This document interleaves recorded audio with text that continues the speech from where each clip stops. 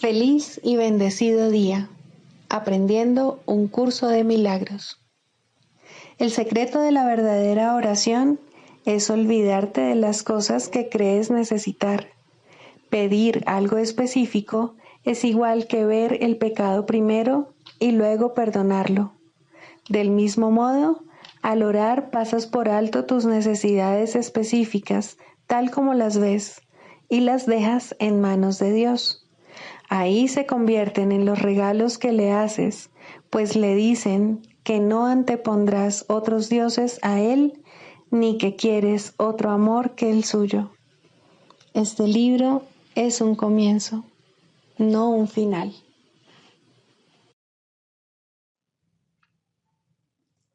Del prefacio, que postula, párrafo 2. El mundo de la percepción, por otra parte, es el mundo del tiempo, de los cambios, de los comienzos y de los finales. Se basa en interpretaciones, no en hechos.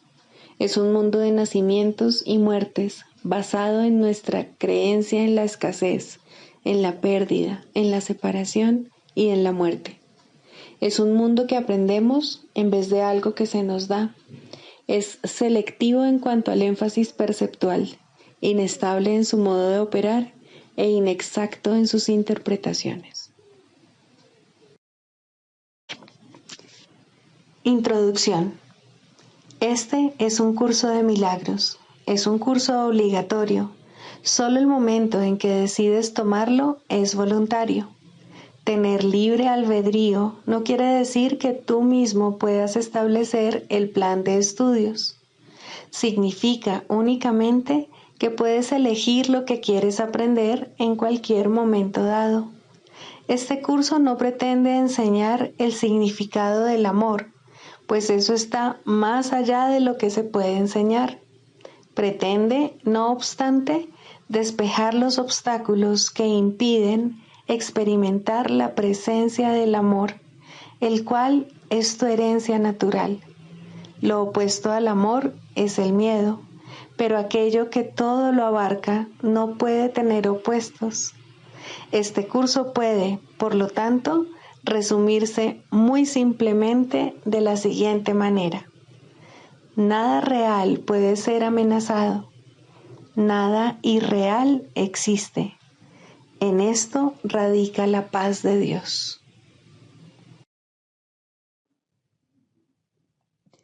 Capítulo 1. El significado de los milagros. Primero, principios de los milagros.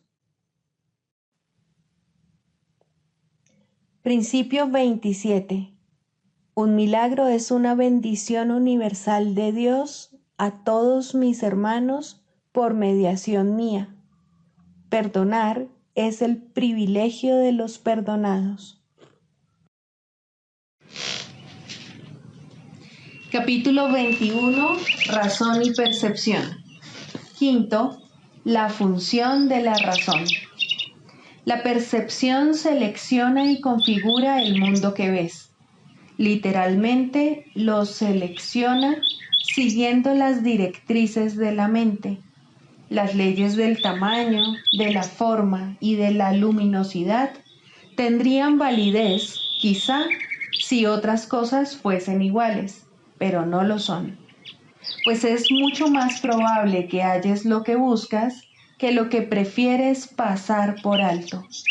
La apacible y queda voz que habla en favor de Dios no se ve ahogada por los estridentes gritos e insensatos arranques de furia con los que el ego acosa a aquellos que desean escucharla. La percepción es una elección, no un hecho, pero de esta elección depende mucho más de lo que te has dado cuenta hasta ahora. Pues tu creencia acerca de quién eres depende enteramente de la voz que elijas escuchar y de los panoramas que elijas ver. La percepción da testimonio únicamente de esto, nunca de la realidad. Puede mostrarte, no obstante, bajo qué condiciones es posible tener conciencia de la realidad o aquellas en las que nunca sería posible. La realidad no necesita tu cooperación para ser lo que es, pero tu conciencia de ella necesita tu ayuda, ya que tener esa conciencia es algo que tú eliges. Si le prestas oídos a los dictados del ego y ves lo que él te indica ver, no podrás sino considerarte a ti mismo insignificante, vulnerable y temeroso. Experimentarás depresión, una sensación de no valer nada, así como sentimientos de inestabilidad e irrealidad. Creerás que eres la desvalida víctima de fuerzas que están más allá de tu control y que son mucho más poderosas que tú.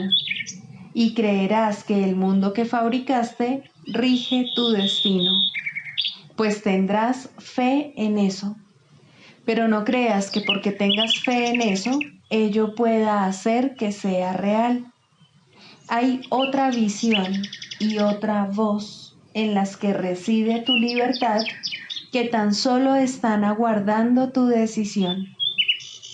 Y si depositas tu fe en ellas, percibirás otro ser en ti. Este otro ser considera que los milagros son algo natural, pues son tan simples y naturales para él como respirar lo es para el cuerpo. Constituyen la respuesta obvia a las peticiones de ayuda, que es la única que él ofrece. Los milagros le parecen antinaturales al ego porque no entiende cómo es posible que mentes separadas puedan influenciarse unas a otras. Y si estuviesen separadas, ciertamente no podrían hacerlo. Pero las mentes no pueden estar separadas. Este otro ser es perfectamente consciente de esto y así reconoce que los milagros no afectan la mente de otro, sino la tuya propia. Los milagros siempre cambian tu mente, pues no hay ninguna otra. No te das cuenta de hasta qué punto la idea de la separación ha interferido en el ejercicio de la razón. La razón mora en el otro ser que has excluido de tu conciencia, y nada de lo que has permitido que permanezca en ella es capaz de razonar. ¿Cómo va a ser posible que aquel segmento de la mente que está desprovisto de razón pueda entender lo que es la razón o comprender la información que ésta le podría suministrar?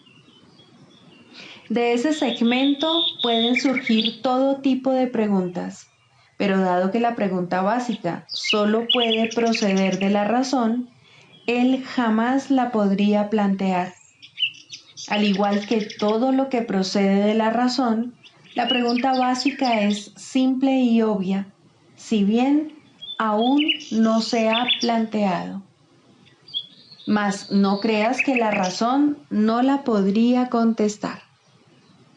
El plan de Dios para tu salvación no se habría podido establecer sin tu voluntad y consentimiento. Tuvo que haber sido aceptado por el Hijo de Dios, pues lo que Dios dispone para él, él no puede sino aceptarlo.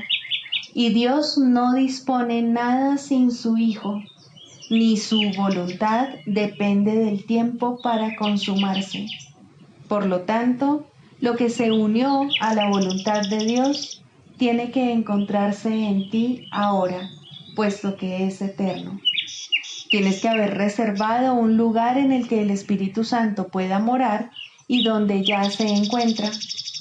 Él tiene que haber estado ahí desde que surgió la necesidad de Él, la cual quedó satisfecha en ese mismo instante. Eso es lo que tu razón te diría si escuchases. Mas es claro que ese no es el razonamiento del ego. El hecho de que la naturaleza de tu razón le sea ajena al ego es prueba de que no hallarás la respuesta en él. No obstante, si esto es así, dicha respuesta tiene que existir. Y si existe para ti y su propósito es tu libertad, debes ser libre de encontrarla. El plan de Dios es muy simple. Nunca es indirecto ni se derrota a sí mismo. Dios no tiene otros pensamientos excepto los que extienden su ser. Y en esto tu voluntad tiene que estar incluida. Así pues, debe haber una parte en ti que conoce su voluntad y la comparte. No tiene sentido preguntar si lo que tiene que ser como es, lo es. Pero sí tiene sentido preguntar por qué no eres consciente de lo que no puede sino ser como es. Pues debe haber una respuesta para ello si al plan de Dios para tu salvación no le falta nada. Y no puede faltarle nada porque su fuente no conoce la incompleción. ¿Y dónde podría encontrarse la respuesta sino en la fuente? ¿Y dónde estás tú sino allí donde se encuentra esa misma respuesta? Tu identidad, que es en efecto tan verdadero de esa fuente como lo es la respuesta, tiene, por lo tanto, que estar unida a ella y ser lo mismo que ella. Por supuesto que sabes esto y mucho más que esto, pero cualquier parte del conocimiento supone una amenaza tan seria para la disociación como todo el conocimiento en sí. Y dispondrás de todo el conocimiento con cualquier parte de él. He aquí la parte que tú puedes aceptar. Puedes ver lo que la razón te señala porque los testigos a su favor son inequívocos. Solo aquellos que son completamente dementes podrían hacer caso omiso de ellos. Y tú ya has dejado atrás esa etapa. La razón es un medio que sirve para los fines del Espíritu Santo por derecho propio. No se puede reinterpretar ni recanalizar para que se ajuste a la meta del pecado, tal como se hace con otros medios, pues la razón está más allá del alcance de los medios del ego. La fe, la percepción y la creencia pueden estar mal ubicadas y servir de apoyo tanto para las necesidades del gran embaucador como para las de la verdad. Pero la razón no tiene cabida en la locura, ni se puede adaptar a sus fines en modo alguno. La fe y la creencia están firmemente arraigadas en la locura y conducen la percepción hacia aquello que la mente ha considerado valioso. Pero la razón no participa en esto en absoluto, pues si se aplicase la razón, la percepción cesaría instantáneamente. La razón no forma parte de la demencia, pues ésta depende enteramente de la ausencia de aquella. El ego nunca hace uso de la razón porque no es consciente de su existencia. Los que son parcialmente locos tienen acceso a ella y solo ellos la necesitan. El conocimiento no depende de la razón y la locura la mantiene afuera. La parte de la mente donde reside la razón se consagró, de acuerdo con tu voluntad, en unión con la de tu Padre, al deshacimiento de la demencia. Ahí el propósito del Espíritu Santo se aceptó y consumó simultáneamente. La razón le es ajena a la demencia y aquellos que hacen uso de ella han adquirido un medio que no puede dedicarse al pecado. El conocimiento está mucho más allá de lo que se puede lograr, pero la razón puede servir para abrir las puertas que tú cerraste. Ya estás muy cerca de esto. Tu fe y tus creencias han cambiado y has hecho la pregunta que el ego nunca haría. ¿No te dice tu razón ahora que la pregunta debe haber emanado de algo que tú no conoces, pero que aún así debe ser parte de ti?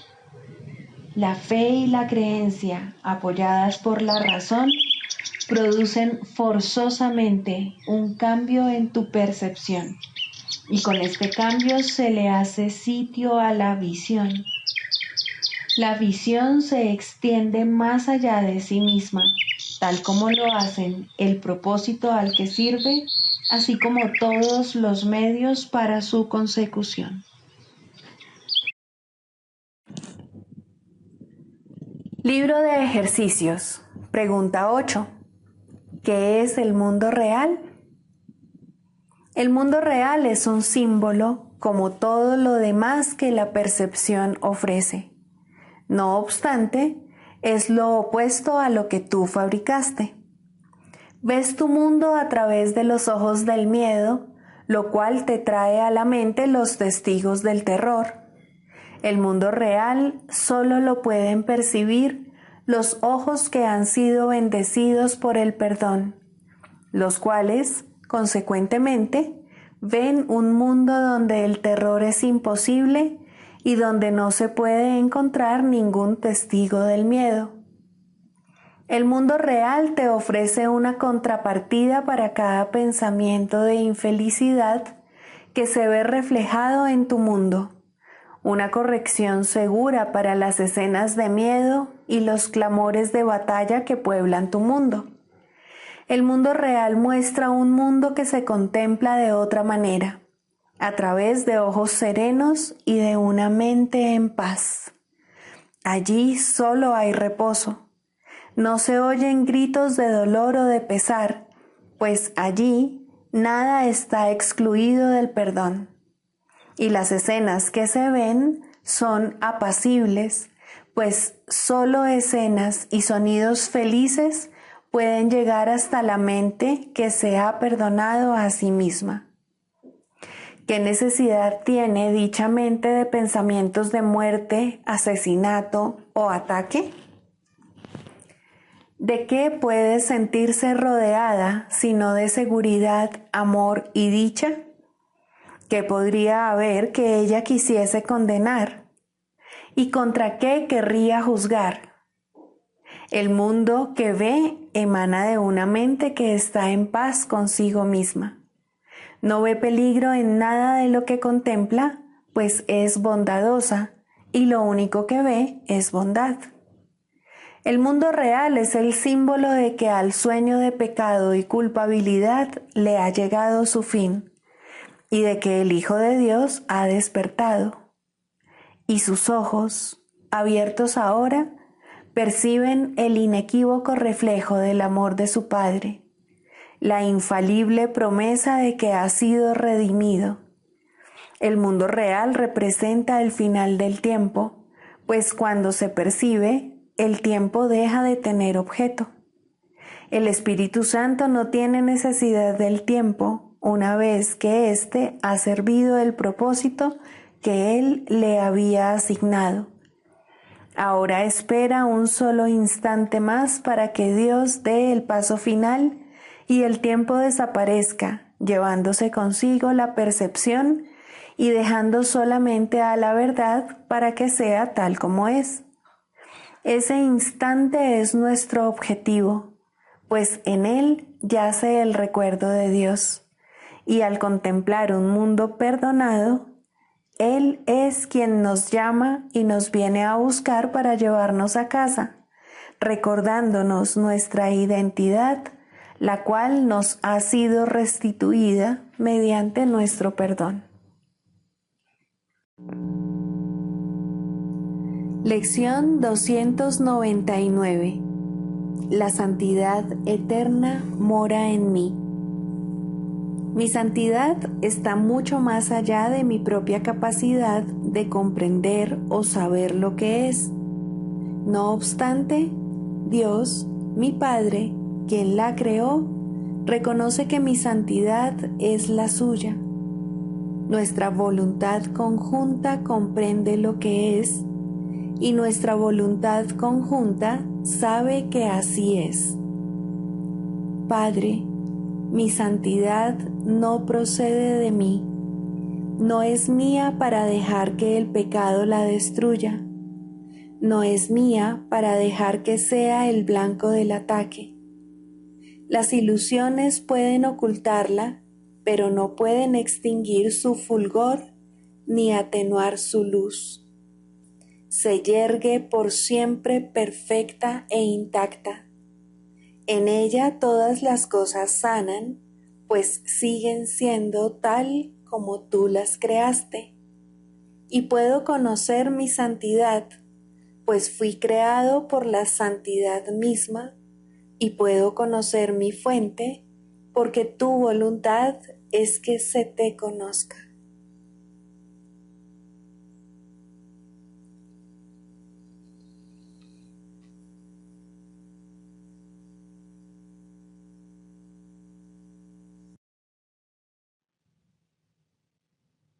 Del Manual para el Maestro, pregunta 4. ¿Cuáles son las características de los maestros de Dios? 6. Indefensión. Los maestros de Dios han aprendido a ser sencillos. No tienen sueños que tengan que defender contra la verdad. No tratan de forjarse a sí mismos. Su júbilo procede de saber quién los creó. ¿Y es acaso necesario defender lo que Dios creó? Nadie puede convertirse en un maestro de Dios avanzado hasta que no comprenda plenamente que las defensas no son más que absurdos guardianes de ilusiones descabelladas. Cuanto más grotesco es el sueño, más formidables y poderosas parecen ser sus defensas. Sin embargo, el Maestro de Dios acepta finalmente mirar más allá de ellas. Se da cuenta de que allí no había nada. Lentamente, al principio, permite que se le desengañe, pero a medida que su confianza aumenta, aprende más rápido. Cuando se abandonan las defensas, no se experimenta peligro. Lo que se experimenta es seguridad. Lo que se experimenta es paz. Lo que se experimenta es dicha. Y lo que se experimenta es Dios.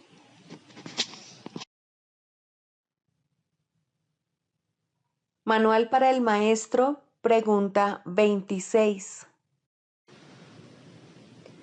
¿Es posible llegar a Dios directamente?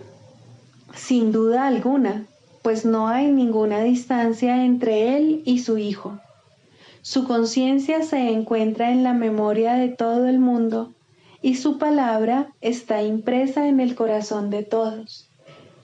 No obstante, dicha conciencia y dicha memoria solo podrán traspasar el umbral del reconocimiento cuando se hayan eliminado todos los obstáculos que se oponen a la verdad. Mas, ¿para cuántos es este el caso? De ahí que los maestros de Dios sean necesarios. Y aunque éstos no han alcanzado todavía el entendimiento necesario, se han unido a otros. Esto es lo que los diferencia del resto del mundo, y esto es lo que permite que otros abandonen el mundo con ellos. Solos no son nada, pero en su unión reside el poder de Dios. Hay quienes han llegado a Dios directamente al haber dejado atrás todo límite mundano y al haber recordado perfectamente su propia identidad. A estos se le podría llamar los maestros de maestros, porque, aunque ya no se les puede ver, todavía se puede invocar su imagen, y aparecerán en el momento y en el lugar en que pueda ser de utilidad que lo hagan. A quienes su aparición les podría atemorizar, les dan sus ideas. Nadie puede invocarlos en vano. No hay nadie de quien ellos no sean conscientes. Son conscientes de todas las necesidades y reconocen y pasan por alto todos los errores. Llegará un día en que todo esto se entenderá claramente. Mientras tanto, Ellos les dan todos sus dones a los maestros de Dios que acuden a ellos en busca de ayuda, pidiendo todas las cosas en el nombre de ellos y en ningún otro.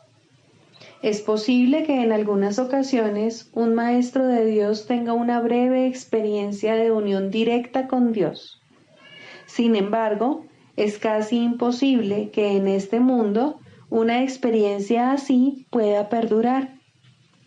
Tal vez se pueda alcanzar tras mucha devoción y dedicación, y luego mantenerse durante gran parte de la estancia en la tierra.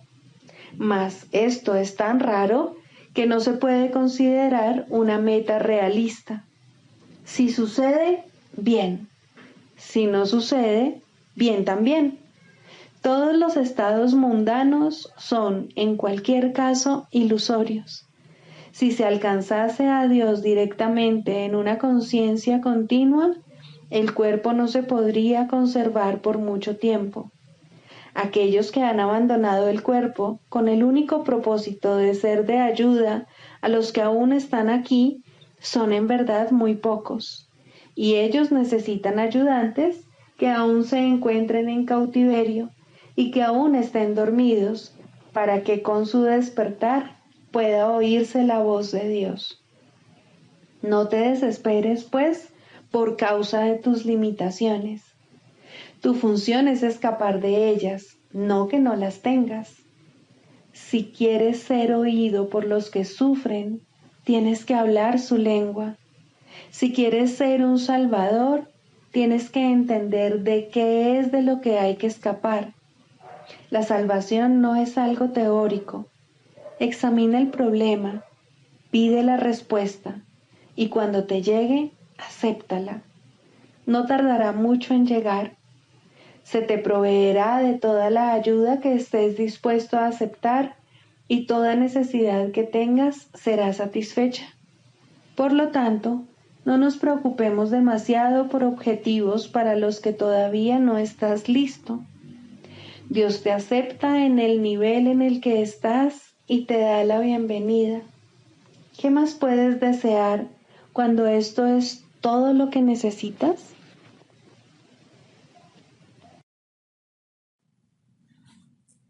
Manual para el maestro. Clarificación de términos. 6. El Espíritu Santo.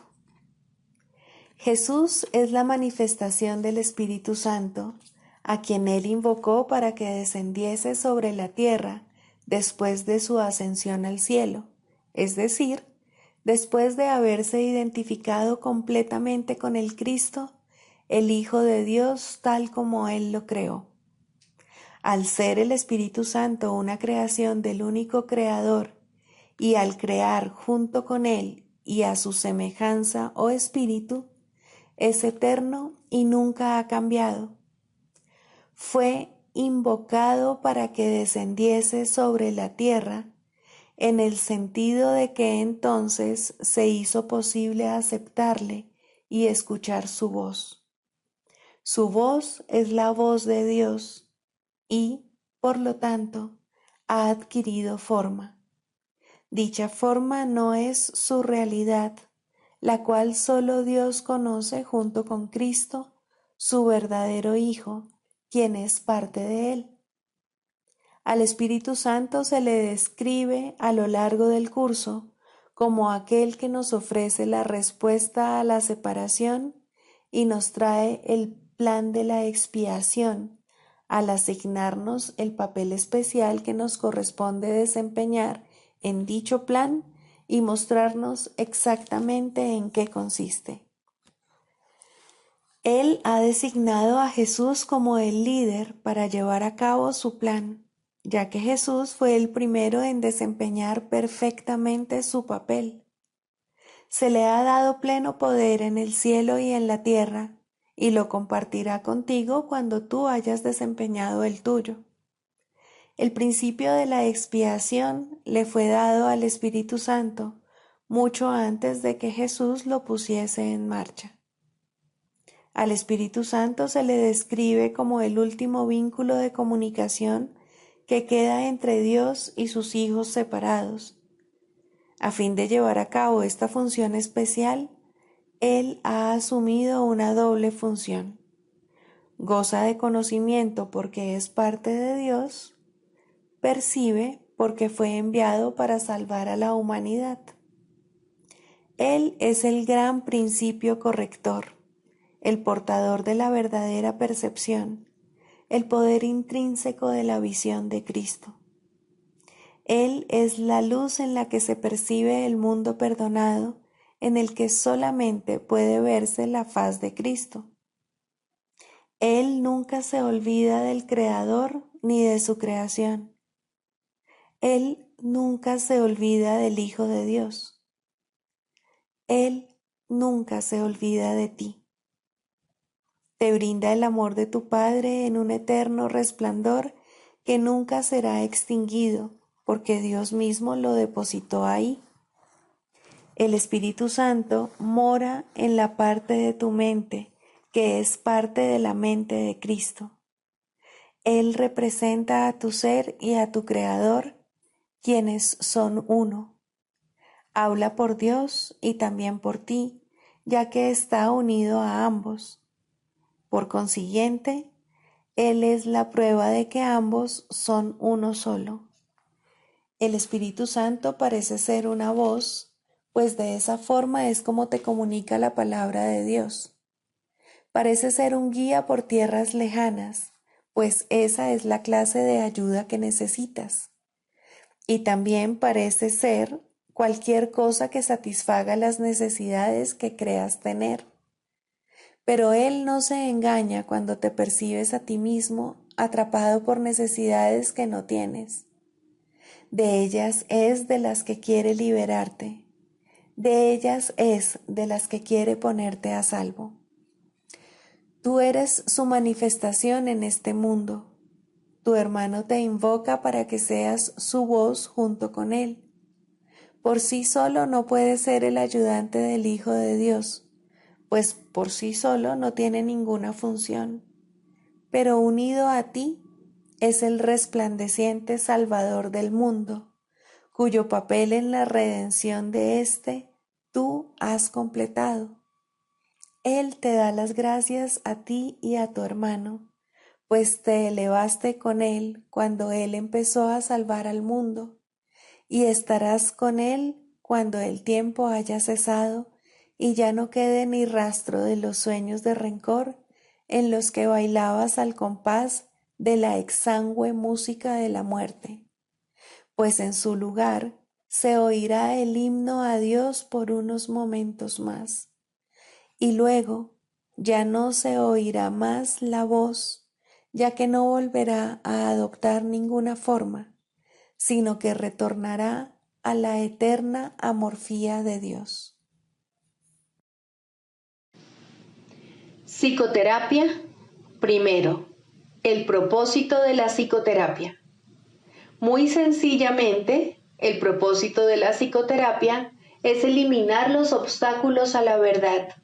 Su objetivo es ayudar al paciente a abandonar su fijo sistema ilusorio y comenzar a reconsiderar las espurias relaciones causa-efecto sobre las cuales descansa este sistema.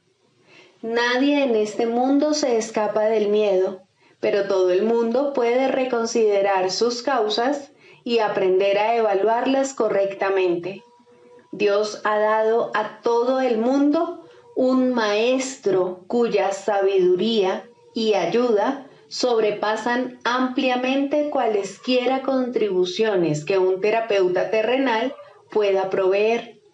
Sin embargo, hay momentos y situaciones en las cuales una relación terrenal paciente-psicoterapeuta se convierte en la manera a través de la cual él ofrece sus más grandes regalos a ambos. ¿Qué mejor propósito podría una relación tener que el de invitar al Espíritu Santo a entrar en ella y dar su propio gran regalo de regocijo? ¿Qué más alta meta podría haber para cualquiera que la de aprender a invocar a Dios y escuchar su respuesta? ¿Y qué objetivo más trascendente puede haber que el de evocar el camino, la verdad y la vida y recordar a Dios? Ayudar en esto es el propósito correcto de la psicoterapia. ¿Podría algo ser más santo? Pues la psicoterapia, entendida correctamente, enseña el perdón y ayuda al paciente a reconocerlo y a aceptarlo. Y en su sanación, el terapeuta se perdona junto con él. Todo el que necesita ayuda, sin importar la forma de su sufrimiento, se está atacando a sí mismo y como consecuencia de ello, la paz de su mente está sufriendo.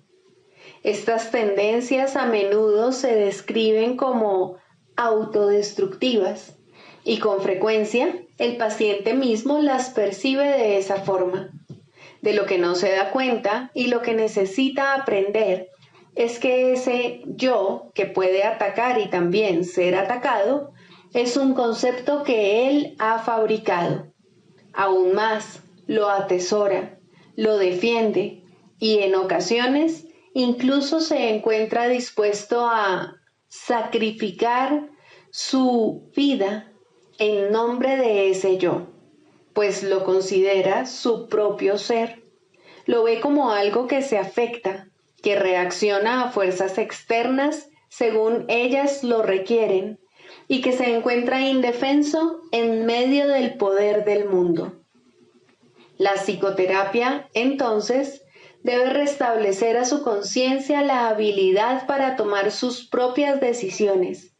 Debe disponerse a revertir su pensamiento y a entender que aquello que él creyó que proyectaba sus efectos sobre él era fabricado por sus propias proyecciones sobre el mundo. Por tanto, el mundo que ve no existe. Hasta que esto se acepte, al menos en parte, el paciente no puede verse a sí mismo como realmente capaz de tomar decisiones y luchará contra su libertad por creer que se trata de su esclavitud.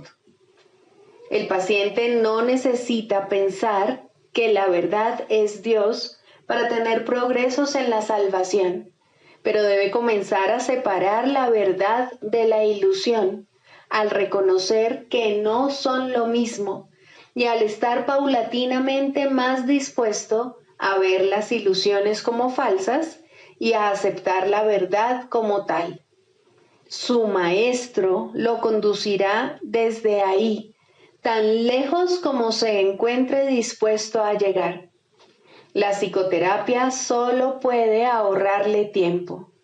El Espíritu Santo usa el tiempo como lo considera mejor, y Él nunca se equivoca.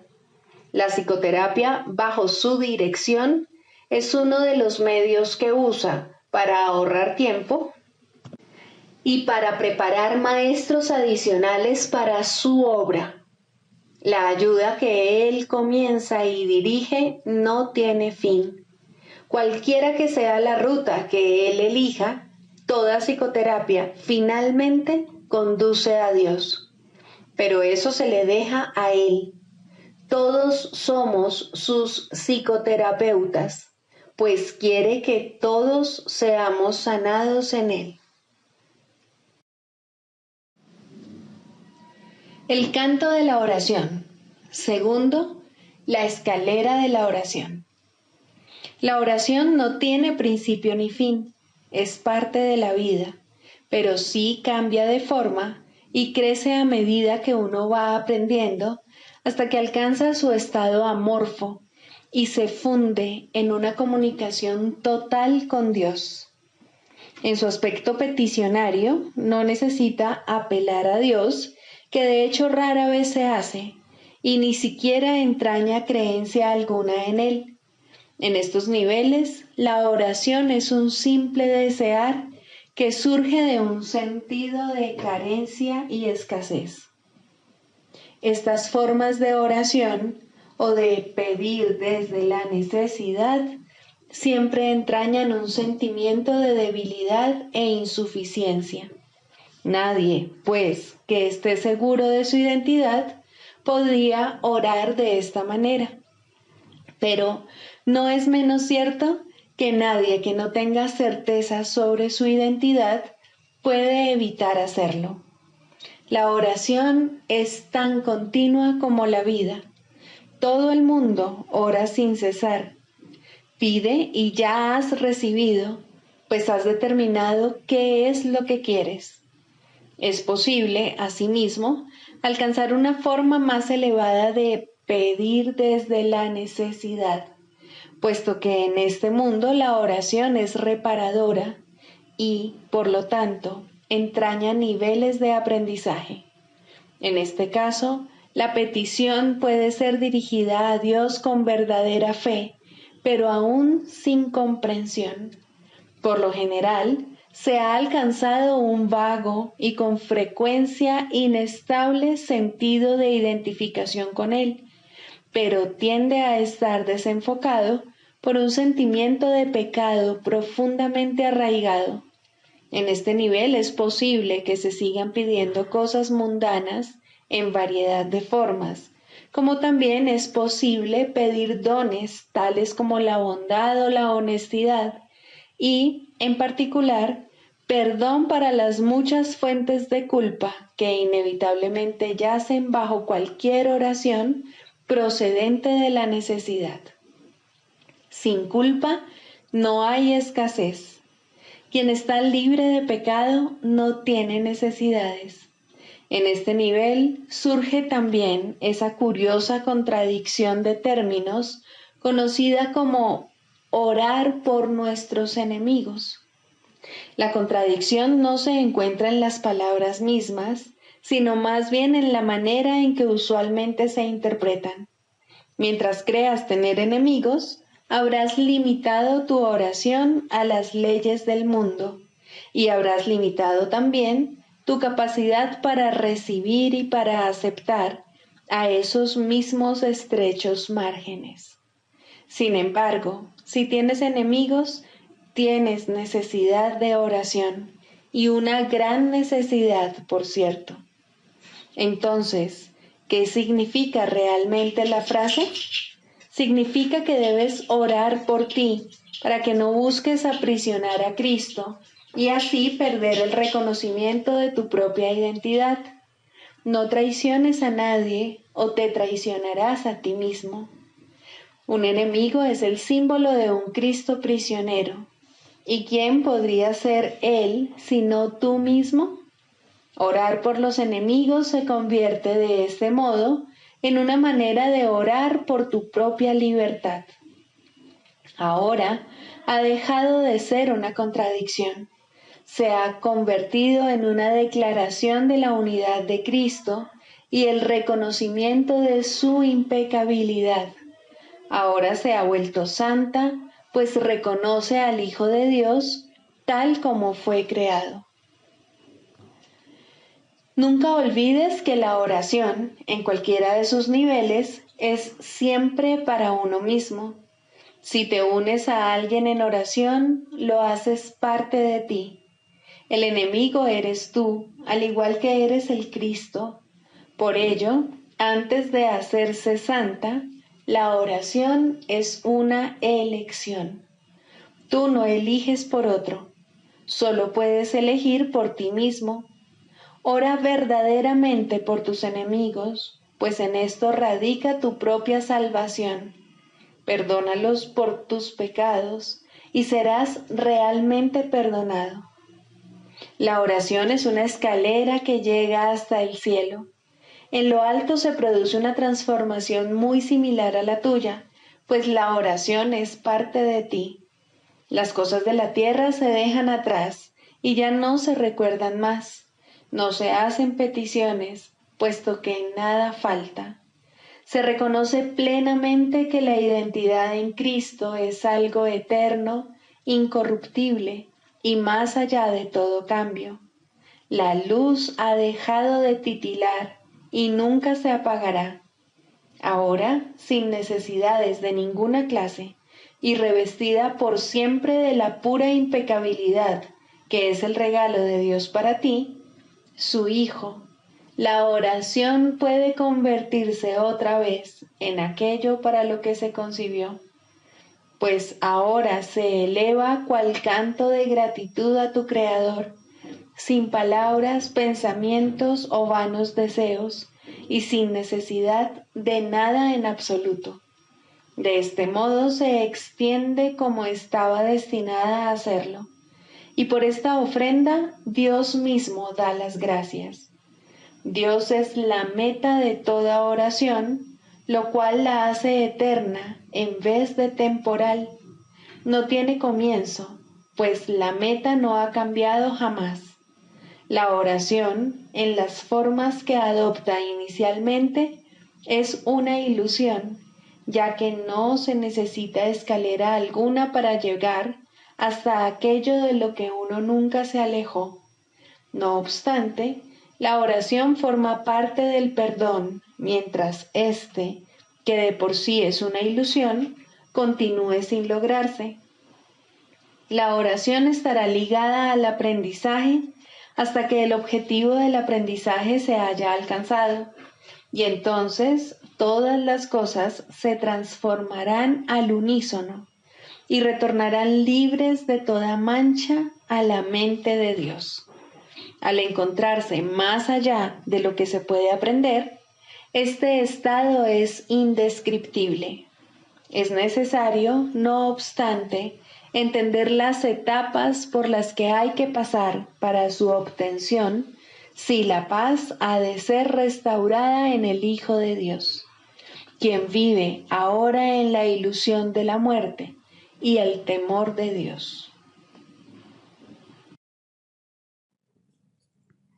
Sigamos a Jesús haciendo del perdón algo tan natural como respirar y algo tan vital como el aire. Amén.